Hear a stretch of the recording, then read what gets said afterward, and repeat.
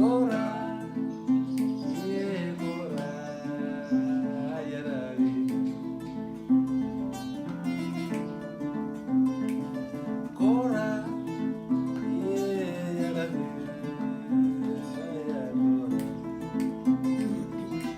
family, I'm SNwadiei. I'm Habassia, helping your brothers and sisters in Africa. But today, I am in Galveston, Texas, visualizing myself doing some good works in the Gambia, y'all. I wish I was there right now, but I have some family things to attend to while I'm here. Just got invited to one of my granddaughter's high school graduation. Yeah, guys, she graduating from high school. Time flies, y'all. Time flies. And this is one of my younger grandchildren. So, she's graduating from my old alma mater, Ball High. So, yeah, she's graduating in June. Then I have a cousin that's getting married. And after that, y'all, I'll be wrapping it up, selling that car and going on back to the Gambia. If the Most High say the same. And if I win the lottery, y'all, I'm keeping my car. So yeah, don't judge me now. Don't judge me. Yeah, I played the lottery. But anyway, y'all, how y'all doing today? I'm fine, man. I made it through alive yesterday, y'all. I feel like I was in a boxing ring. But I got that warrior spirit. My daddy was a wrestler, y'all. Yeah. And then I married into a family that his ancestor was also a fighter of some sorts. I do believe he said wrestler, but I don't want to lie, y'all. But anyway, guys, I've been researching today about different people group in world history. And I'm not going to tell y'all much about it, y'all, because I got a live tomorrow. Yeah, Sunday, the 23rd. Tomorrow at 2 o'clock, I'm going to be live. So I hope some of y'all show up. And if some of y'all can't show up, I hope y'all at least watch the video that'll be created after the live is finished, because it'll be there for y'all's reference point. I always encourage everybody to research. And history is not history unless you research it all the way back, y'all, as far as you can go. As far as you can go. And not just history of your ancestors, history of the people that you consider your oppressive group. You gotta know their history. So when you're like idolizing their behaviors, even if it's just in a subliminal way that you don't realize, when you're being negative about yourself or your ancestors, your people groups, even though you don't realize that you're doing such, it's all because you don't know your history. I know John Henry Clark said the same thing. He said when he was trying to learn black history, he asked his mentor, how could he get started learning black history? And he told him, read the ancient history first of everybody. And so that's what he did. He went to the library and he read and he read and he read about everybody. He read about Rome, he read about the Vikings, he read about just everybody, y'all. And then he read about all of these different civilizations that lasted for thousands of years. Learned about what made them rise, what made them fall. And my suggestion to you is do that too. Research. I hope some of y'all take some time today and research. So tomorrow on my live, I won't be by myself talking.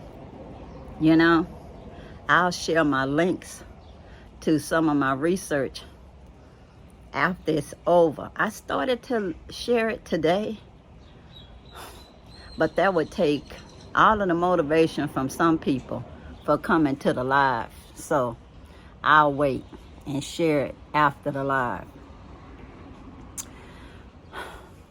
I had some things on my mind I was going to talk about, and I'll still talk about them because it got motivated by some things that happened. Seemed like one thing leads to another thing when it comes to storytelling. So anyway, today I was reading my comments and somebody asked me if I do a story time about land falling in Ghana. Well, I was confused by the question in the first place because I didn't know what they meant. At first I said, do they mean land being deforested so they could have so-called development? And then I thought about it. No, maybe they meant land issues, since I was talking about my land issues in Gambia, and maybe they heard me speak of my land issue in Ghana, but I just ever so lightly touched on that discussion since I didn't actually get the land. But they wanted it in a story time. So I said, okay, that'll be fine, because I can do the story time and hit more than one subject, you know. Because I'm telling you, what happened in Ghana is not going to take no long time, y'all.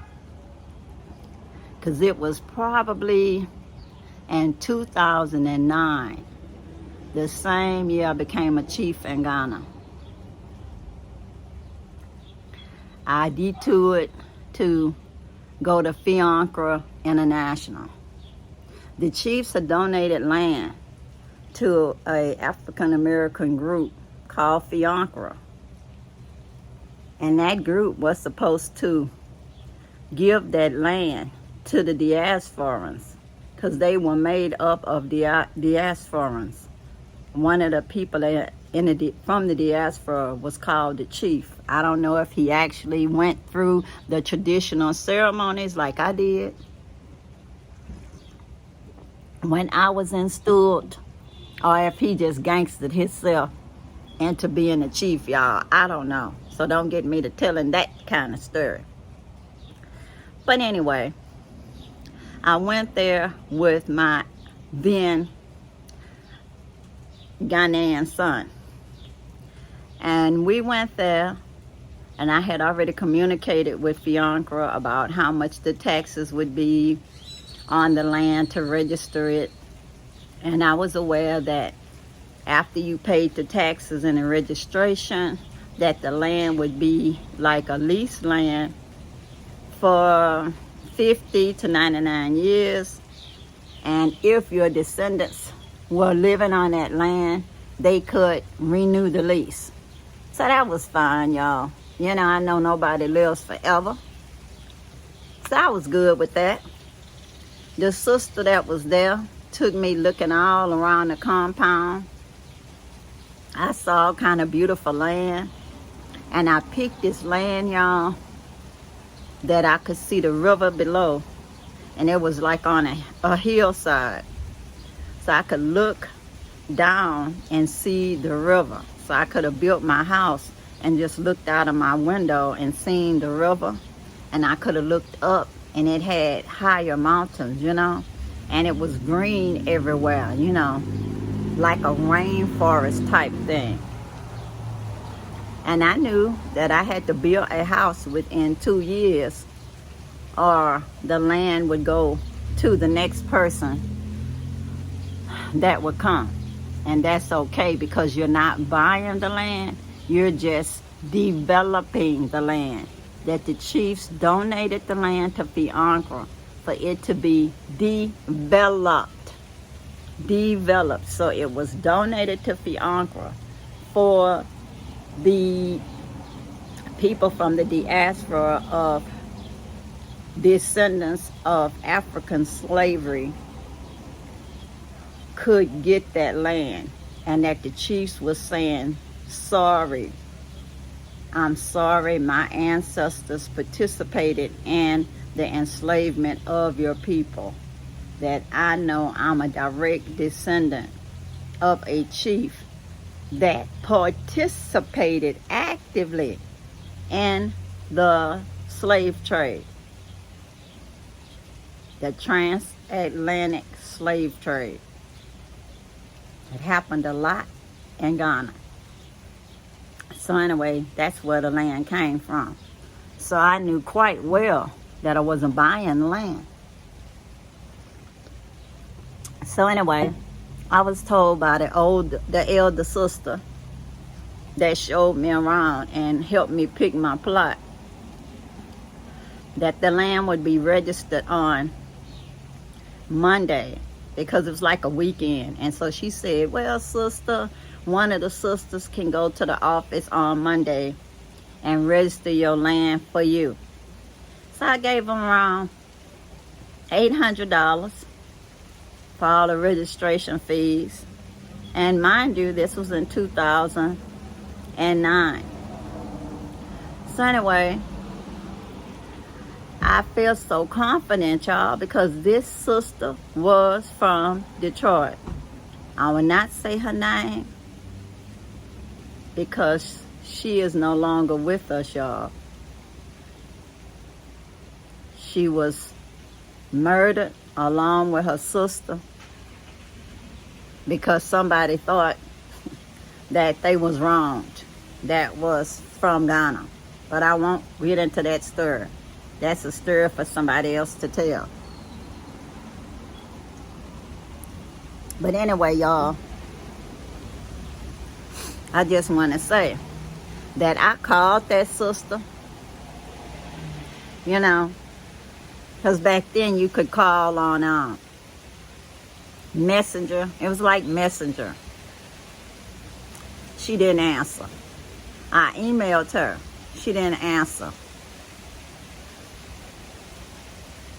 I Facebooked one of the sisters in Detroit that I had given money to for a women's birthing center.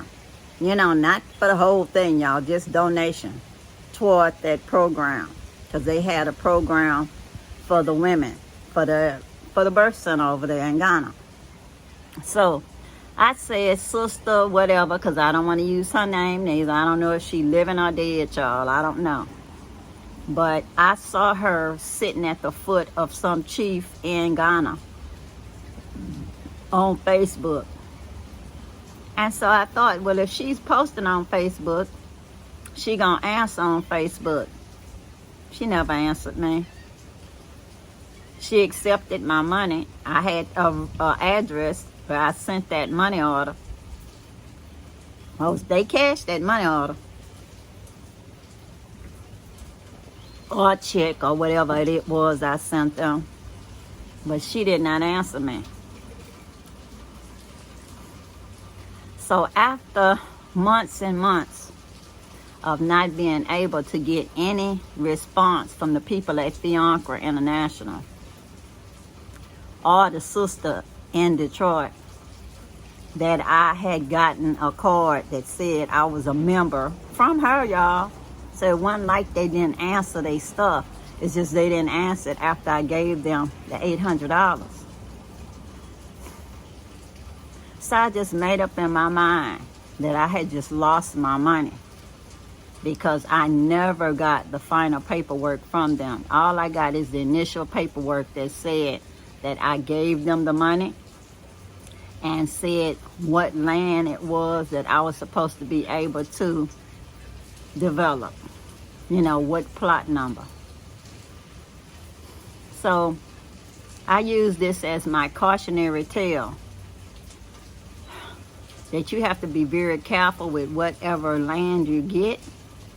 And even when you get it, sometimes you trust folks because they are elder, or you trust folks because they are quote, African American or some other diasporan, you trust them because you see their development. Because I saw plenty of houses at Fiancra International Spot there in Ghana. You know, they had lots of houses that was built nicely. They had nice wood ceilings that had all kind of nice designs, you know. And they told me, you know, some people were selling their houses for like $30,000-$40,000 because they had got them built and decided not to permanently move anymore, you know. So it wasn't like the settlement did not exist. It's just that very few people were living there at the time. It was like after the initial chief died, they said his son went away to college. And a lot of the members left, you know. So I guess it was like a charismatic group. And when the charismatic leader died, they dispersed everywhere, you know. So anyway, guys, that's my cautionary tale of what happened to my money, my land falling through in Ghana. Yeah, y'all, I lost my money in Ghana with Fiancra International. So I've heard that it happens a lot. So all I can say is be cautious. If you're dealing with legitimate real estate agencies that have a history of doing legitimate business, that'd probably be a safe bet than dealing with individuals, even if you think you have some type bond with them and that bond is not really a tested bond. So I hope I've answered that land falling through issue for Ghana. Now, one thing I want to say is about cyberbullying. I know I've addressed this before, but like I said, folks not hearing me. Oh, they not hearing me. I'll say cool stuff online and only be heard by a few people because I don't know how this algorithm works. I have no concept. So anyway, guys, one more time. I do not like avatars that's like photos like a tree. Somebody use a tree or the sky or some other kind of stuff for their avatar because they don't want to use their face. But those same exact people who are afraid to show their face will tell folks all kind of rude stuff online. I call them kind of people cowards, y'all, that they're afraid to show their face and say some school boy, school girl, mean schoolboy, mean schoolgirl childishness online, which makes no sense. Why would somebody want to say somebody look like anything when it's none of their freaking business how anybody looks other than themselves? All they need to do is look at the man in the mirror, look at the woman in the mirror, and see if they like what they see. If they like what they see, good. But they have to realize with the same judgment they are talking about somebody, somebody is using that same scale to judge them, you know. And it's foolishness anyway. Grown people need to act like grown people. And one more thing else I want to talk about. Folks that don't have no home training. It's like some people got this grandiose personality, like they got to go first. You know these kind of people? You in line and they trying to jump the line because, oh, I'm so busy, I'm so important, I got things to do. And you know better than them. So they actually want you to let them cut the line, you know? I say these people don't have no home training because they don't know what you got to do and Their business is not your business. If they so busy, they just don't need to go. They could just go and do whatever is so important. And they can do that task some other day. You know, as far as I'm concerned, that's not my issue. Their problems. But some people want to make their problems your problems because they feel they are more important than anybody. They got delusions of grandeur. Delusions of grandeur. You know? If a person says, I'm sorry, sis, you was talking first or whatever, and then they still talk, they don't have no hold training. If you realize that you started talking before the other, you started talking and you know that person was talking, all you had to do is say sorry and allow that person to talk. Because you're not more important than the other person. You let them talk. And then you say what you gotta say. Simple as that. And I don't understand gender issues either, because we should be done with that by now. Everybody had a mom that birthed them. Everybody have grandmothers. Everybody have aunties. Everybody have sisters. So allowing your little hormones to jump around, to want to play Superman online, it's cyberbullying. I don't understand that. Grown folks need to stop with the cyberbullying thing. It's bad enough. Teenagers do it. And elementary kids do it. But for adults to do it, that's sad. But anyway, guys, I'm not going to run it into the ground because who knows how many people is even watching this video to the end. I've had people ask me questions about my thumbnail because I'm supposed to be developing better thumbnails so people will click on the video and see what it's about. But instead, I get these people who just comment on the photo and admit they don't even click on the link and still have nerve to ask me questions about the picture. It's like I will not give them the benefit of the answer because it's ignorance. If I make a video and I give you the link, click on the link, watch the video. It's no reason for me to take even more time out of my day to describe that picture when I've done it already inside of the video. It's just saying, oh, I'm too busy to watch your video. You take time out of your day and just stop and just tell me for each question I have the exact answer because I'm better than you. I don't even know these people. I don't even know these people that's asking me this, whether they're on Facebook or whatever else.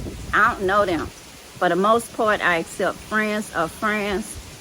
I know just a few of the people that's my friends on there or any other social media. So to think that you already don't know me, but you don't have to watch the video to know what the story is about, make no sense to me. But anyway, guys, all I can say is I'm praying that folks learn better. And if anything in this video made any sense to you, that you would like, share, subscribe, and not just keep looky-looing, you know. Subscribe. It's free, y'all. What you waiting on? Comment down below. Yeah, comment down below.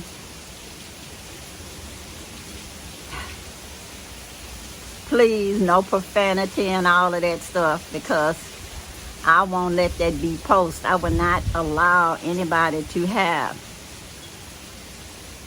space in the same space where I am to give them some importance. You know, something that's not nice will just be deleted, you know, because it's unnecessary. Like I say, grown people should know better and don't have to act like children try to insult somebody or use profanity like you don't know how to speak clearly using decent language. I'm not the one, y'all. I don't use profanity on my videos, you know, and I'm not using anybody else's videos. There's no example of anything. You've never seen me do that, and I'm not. So, I'm the Creole Griotist. I'm telling y'all my stories. So, until next time, y'all, peace, peace, power to the people. And I'm out, y'all. Bye.